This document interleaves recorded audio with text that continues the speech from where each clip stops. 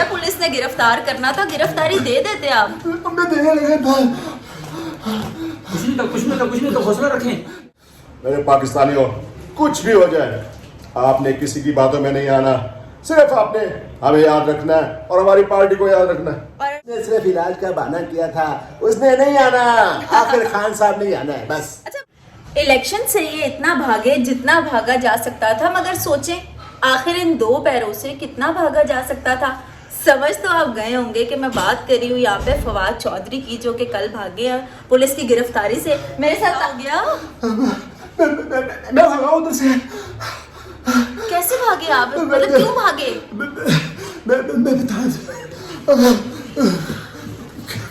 मेरी बात सुने, मतलब ठीक है, पुलिस ने गिरफ्तार करना था, गिरफ्तारी दे देते आप। मैं देने लगा था। कुछ नहीं तो हौसला रखें। आप नहीं गिरे हैं।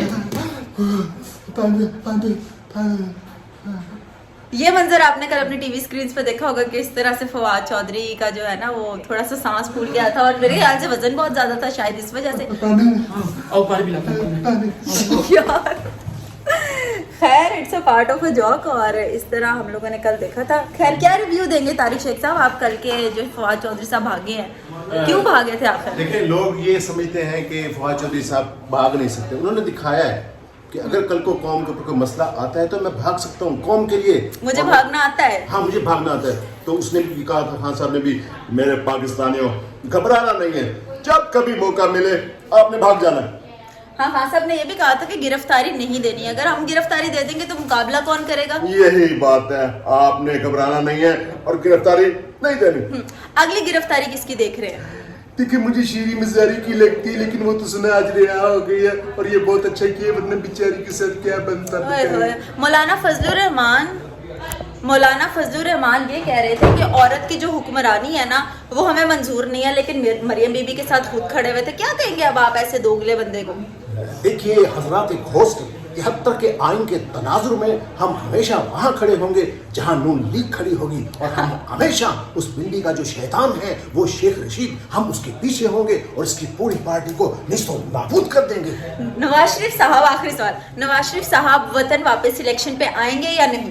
देखिए, मैं समझता जी, जो बगाड़ा बंदा होता जी, जो भी बंदा बिगोड़ा है, वो कभी वापस नहीं आता। उसने सिर्फ इलाज का बहाना किया था, उसने नहीं आना। आखिर खान साहब नहीं आना है, बस। अच्छा, मरियम नवाज ये कह रही थी कि खान साहब के टांके 1 मिनट में सही हो गए जब पता लगा कि पुलिस उनको पकड़ने लगी है, जो 6 महीने से बिस्तर पर पड़ा हुआ था। और मुझे ये बताएं, वो हार्ट अटैक कब सही होगा जो कई सालों से बाहर लंदन में पड़ा हुआ है? मैं आपको क्या बताऊं, मुझे क्यों निकाला था, उसी वजह से मैं हिंदुस्तान में पड़ा हूँ। नहीं पता। क्या बात करते हैं आप, क्या बात करती हैं आप? बस जो बातें हमने करनी थी वो हमने कर ली है। इलेक्शन में खान साहब की जीत होगी या नहीं?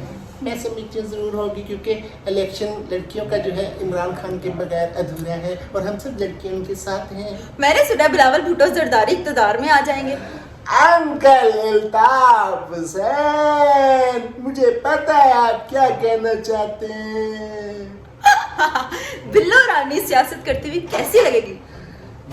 देखिए, मैं आपको बताऊं, मैं पाकिस्तान खट्टे का जब मैंने नारा लगाया तो मैंने आवाम से कहा था कि ये हमारी बिल्लो नहीं है, ये बिलावल है और इसलिए लाजमी आ रहा है। लेकिन सुनो, पाकिस्तान खप्पे खप्पे खप्पे। इसी के साथ खास साहब के लिए कुछ कह दे। मेरे पाकिस्तानियों, कुछ भी हो जाए, आपने किसी की बातों में नहीं आना। सिर्फ आपने हमें याद रखना है और हमारी पार्टी को याद रखना है। और इसी के साथ पाकिस्तान आर्मी के साथ हम लोग हैं, और जितना भी तशद्दुद हुआ, फसाद हुआ मुल्क में, हम सब शर्मिंदा हैं। बिल्कुल। और पाक आर्मी जिंदाबाद, पाक फौज जिंदाबाद। देखा आपने मेरा व्लॉग, बड़े सारे कैरेक्टर आपको इस व्लॉग के अंदर नजर आ गए। बाकी कमेंट सेक्शन में बहुत सी, मुझे पता, मुझे गालियां भी पड़ने वाली है, लेकिन अपनी राय का जरूर इजहार कीजिएगा। अल्लाह हाफिज।